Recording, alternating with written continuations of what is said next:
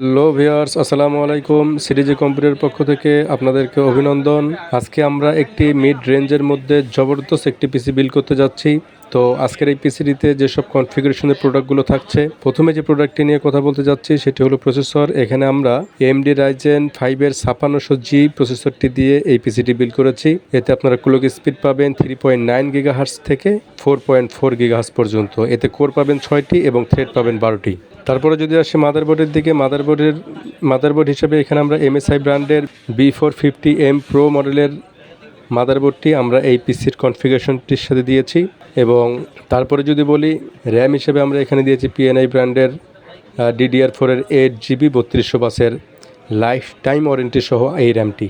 এরপর যদি আসি SSDর ক্ষেত্রে, এখানে আমরা SSD দিয়েছি কিংসপেকের SSD 256GB NVMe। আর ডান পাশে দেখতে পাচ্ছেন মনিটরটি, এখানে আমরা রিভেঞ্জার্স ব্র্যান্ডের 22 ইঞ্চি LED অপটিক্স ব্র্যান্ডের যে মনিটরটি সেটি দিয়েছি, যার মডেল নাম্বার হলো IPS22F।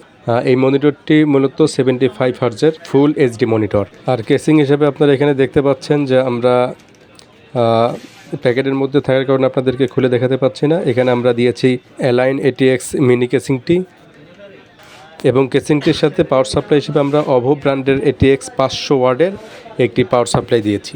কিবোর্ড হিসেবে থাকছে এফোরটেকের USB KRS82 মডেলের যে কিবোর্ডটি সেটি, এবং মাউস হিসেবে এখানে থাকছে এফোরটেক ব্র্যান্ডের 330 অপটিক্যাল মাউসটি। সর্বশেষ এই পিসিটির সাথে একটি স্পিকার রয়েছে হেভিট ব্র্যান্ডের, যেটার মডেল হলো SK714 মডেলের স্পিকারটি।